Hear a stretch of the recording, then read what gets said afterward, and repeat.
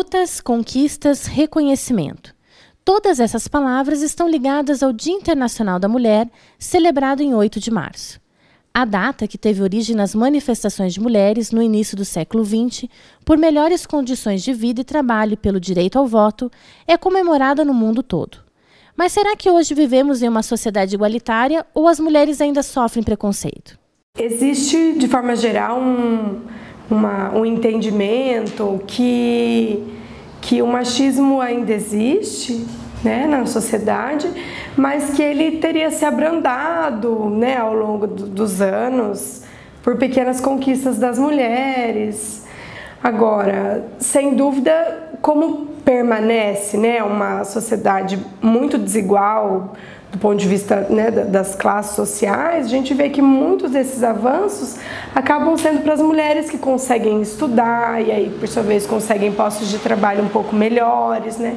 Quando que as mulheres que ainda têm uma condição, né, social menos favorecida, para elas a participação política e o acesso a direitos ainda é muito restrito. No âmbito político, mesmo 83 anos após a conquista do voto feminino no país, o Brasil ainda está entre os países com menos presença de mulheres no parlamento.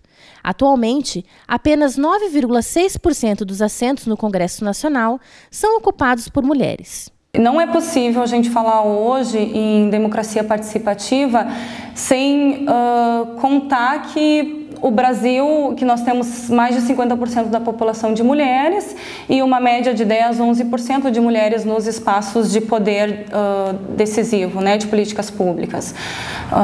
E aí, nesse sentido, a gente não estamos representadas e não conseguiríamos colocar em prática as políticas públicas que possam colaborar com o desenvolvimento das mulheres na sociedade, né? Esse é um fator mais crítico. Nós temos uma legislação que considera os 30% de cotas nas candidaturas, mas ela não tem trazido frutos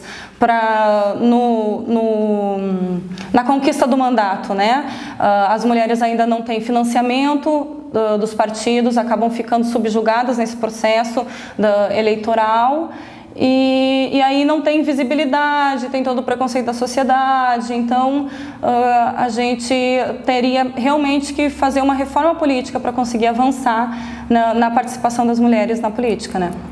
E nos espaços políticos, nós acabamos que temos menos oportunidade de falar, de nos expressarmos. A gente não tem uma cultura, né? Pelo contrário, tem uma cultura de que a mulher tem que ser aquela que faz a mediação, que aceita, que vai ponderar, né? E que vai usar aí da sua forma mais calma não para colocar o seu posicionamento, mas para tentar amenizar, enfim, uma discussão. Na luta pela cidadania, as mulheres ainda tentam vencer barreiras antigas, como o acesso igualitário à oportunidade de trabalho. Apesar da crescente inserção da mulher no mercado, elas ainda ganham menos do que os homens.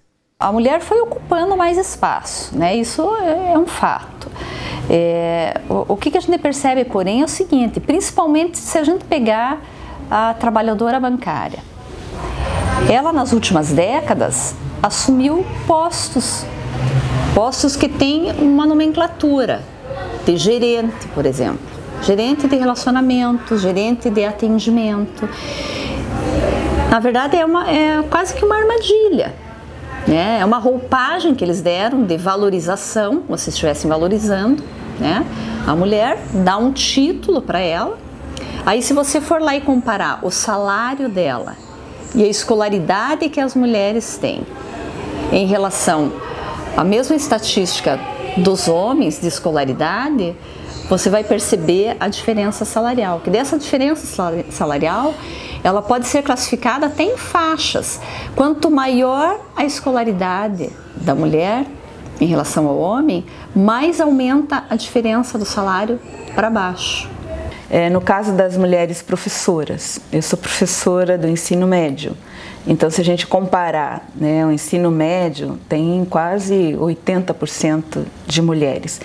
Então se a gente comparar nesse quadro de servidoras públicas em nível universitário, com os outros servidores públicos do Estado que têm a mesma exigência de nível universitário, a gente vai ver que tem uma lacuna aí muito grande, uma diferença muito grande salarial. Então já tem estudos, né, que mostram que há uma feminilização do trabalho, onde há mulheres, os salários, onde há uma predominância de mulheres, os salários são mais baixos.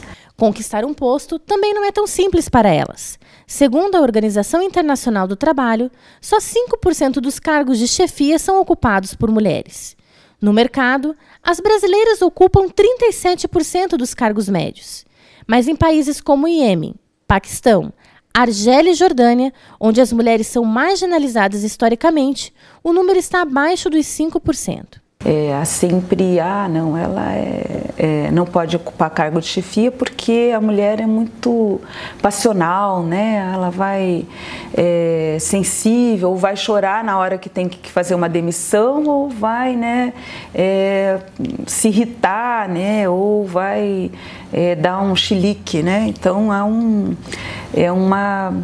desvalor mesmo assim na função de chefia, de mando, de decisões, né, ainda em relação às mulheres, né?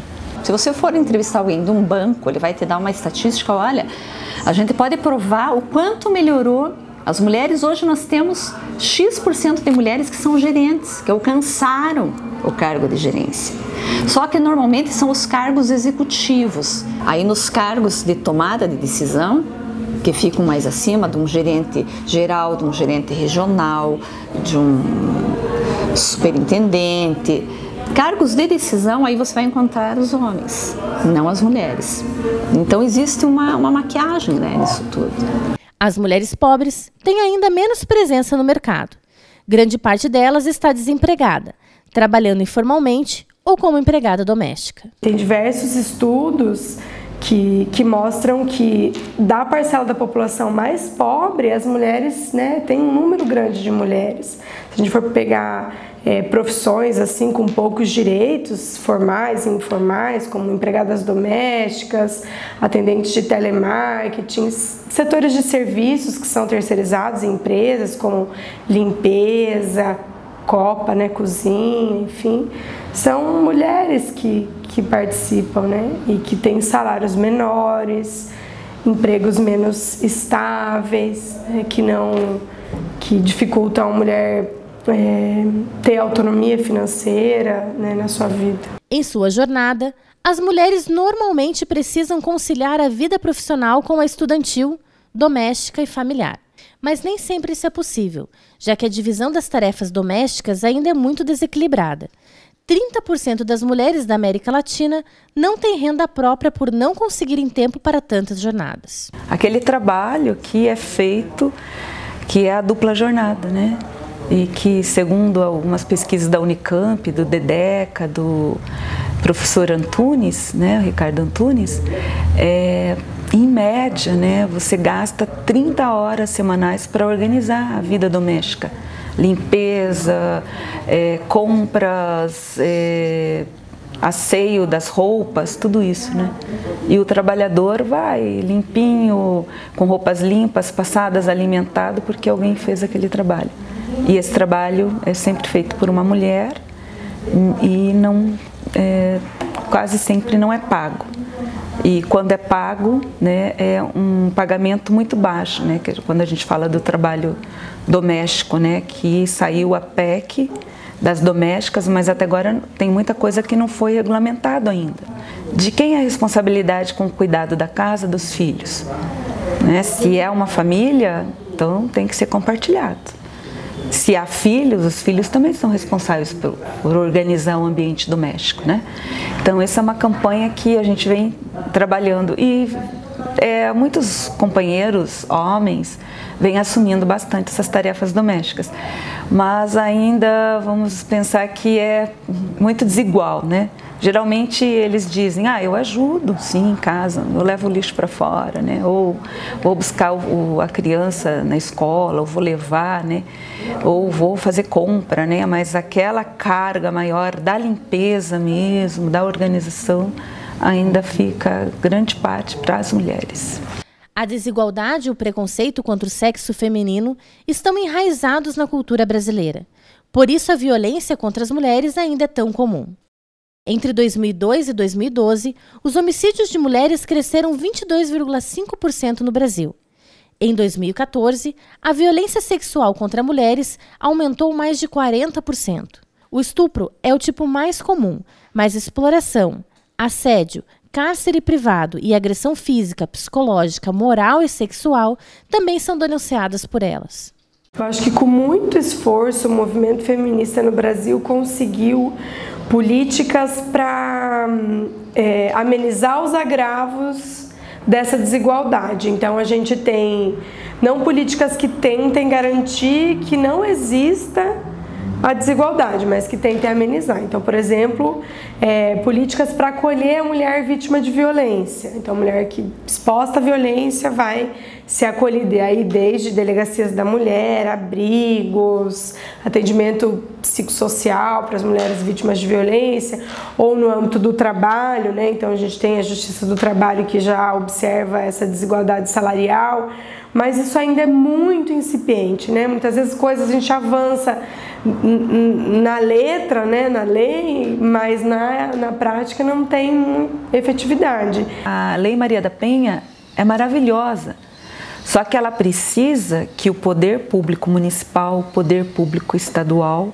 assuma seus compromissos, né? Senão não adianta a mulher, ela fica mais fragilizada quando ela vai fazer a denúncia, se ela não tem um respaldo, né? A mulher que sofre violência, ela não consegue mais voltar com aquela saúde que ela tinha para o mercado de trabalho. Ela vai voltar fragilizada, muitas vezes deprimida, acaba, né, sendo demitida, desligada, né? Então, vamos dizer, não é só a família que está sendo afetada, é a sociedade, porque essa mulher ela fica improdutiva. Então o Estado, né, o governo, os empresários, essa é uma responsabilidade de todo mundo, né? Com essa realidade injusta, as mulheres precisam cada vez mais exigir seus direitos e fazer ouvir a sua voz.